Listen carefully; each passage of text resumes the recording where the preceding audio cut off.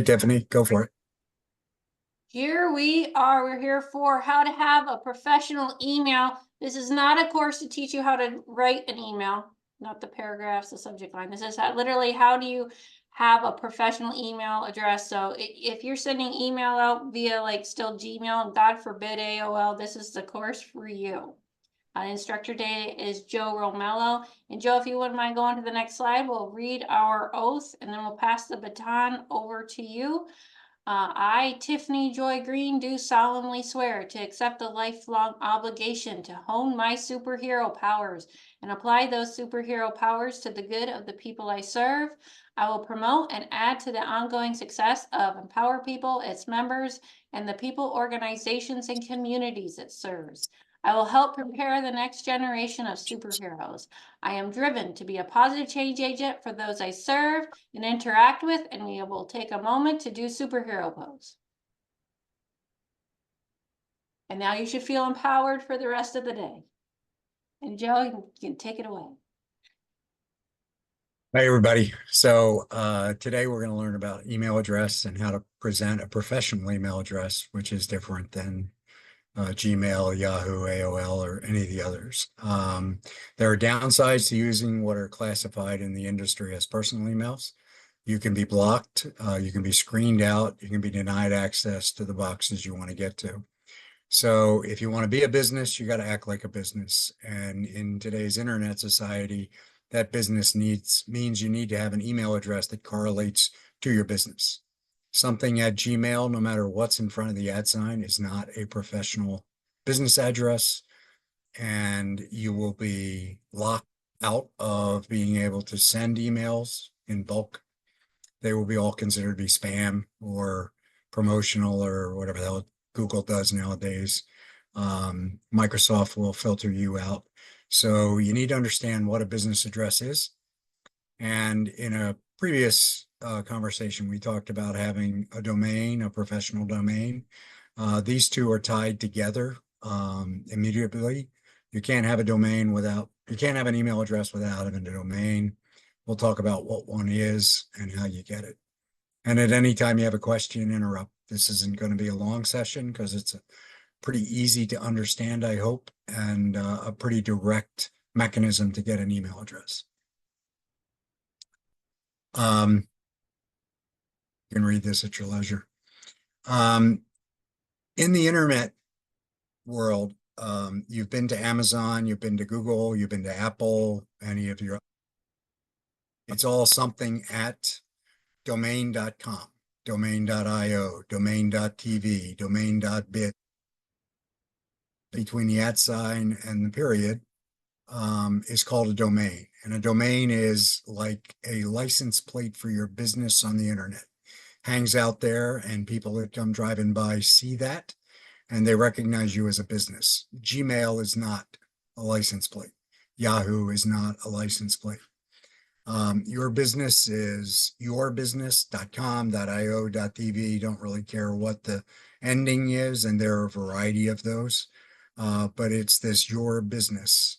Don't confuse that with a dot in front of this that is called a subdomain. So like listings.amazon.com.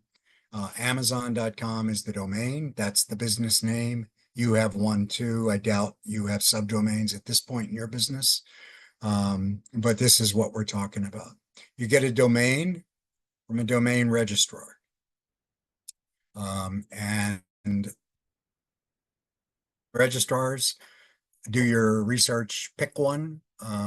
There's no one that's better than the others. They all have positives, they all have negatives. But what you need to do to establish your business name is have a domain. It's going to be unique. So if you have a domain that's named financial services, my guess is you can't get that one because that's a pretty popular name. So you may have to get creative and come up with a name, but you can quickly submit to a registrar whether the name's available. If they're offering it to you for 99 cents a year for the next 10 years, it's available. If they say, oh, you can buy this for thousands of dollars, go find another name. But that's the process. Go to domain registrars. There's GoDaddy. that I use because they're independent of any of the providers. He has positives and negatives. There's Google that'll let you be a domain provider. There's a Microsoft domain registrar. There's Apple. Like I said, they have a bunch of them. You should be paying somewhere between, again, it ranges, but to get a virgin domain, one that everybody else hasn't jumped on, it should run you somewhere between $1 and $6 a month. For you can buy them cheaper for a year, but that's the kind of range you're looking at. If you're paying more than that or they've quoted it to you, then you're paying too much, move on to somebody else. If you have a question about it, send it to email to Tiffany. She'll get it to me and I can try to help you through. So now you have your name, which could be joe@yourbusiness.com. Each one of those mailboxes will cost you money. So the first thing you need to do is have the domain. Then you need to get an email provider. Same cast of characters off you email hosting. You can access them 24/7 from the cloud. You can do it on your mobile device, on your laptop.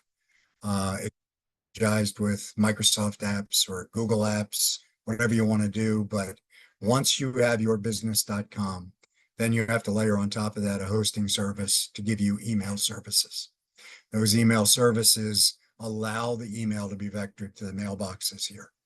And these mailboxes right here can be purchased, again, $1.99 a month or $6.99 a year for a 1-year commitment. And then they layer you on for multiple years. Now that you have your email presence, the next thing that people are going to look at when they look at yourbusiness.com is a website. And there's a prior description of how to get the website. You're going to use the same cast of characters to do website hosting. So you need to get your email.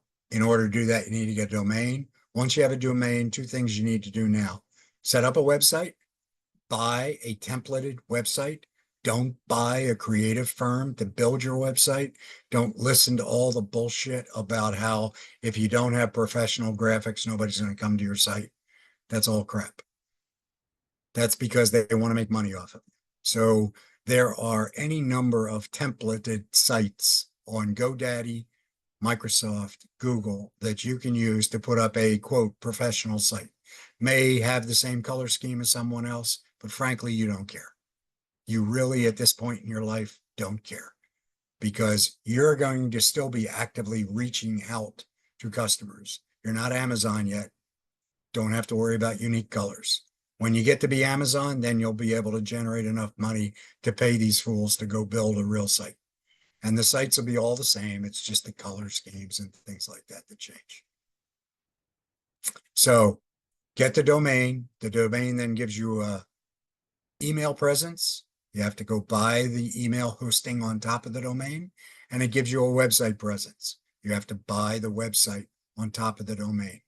All told, this is going to cost you in the $50 to $75 a month range. That's just the price of freight nowadays. Go for it. Any questions? Like I told you, this was going to be quick. Now there's another video that talks about the website. And these two go hand in hand. What's going to happen is someone's going to get your business card. It's going to say Kristen@yourbusiness.com. And they're going to go to yourbusiness.com expecting to see something. It could be as simple as a single page that says, hi, my name's Kristen. Here's what I do. Here's my email address. Reach out to me. Or here's my phone number. Call me. It doesn't have to be that exotic thing with interleafs and connections and stuff. Typical websites have an about me. That about me can be embodied on the front page of your website. So you need one page, as in singular one, or you can have a couple of 3 pages. On your website, I know it's off of the email, but on your website, tell them what you provide and give them a way to communicate.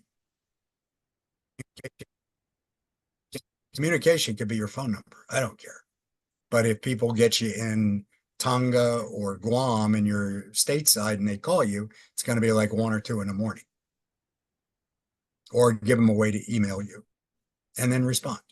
The global nation understands time zones. So a delay in immediate response doesn't mean you're not interested, means you and they are in two different time zones. And people get that. I'm going to end So, the Facebook session, Joe, because when we open it up for Q&A, we keep it for Empower People members for okay, that's fine. so I'm going to close just the Facebook session. Okay, Thank you, everybody in Facebook who's watching. If you do have questions, feel free to post them on Facebook and we'll make sure to answer you. okay. Zoom is Now we'll not. open it up to the forum. So, Kristen, you have any questions?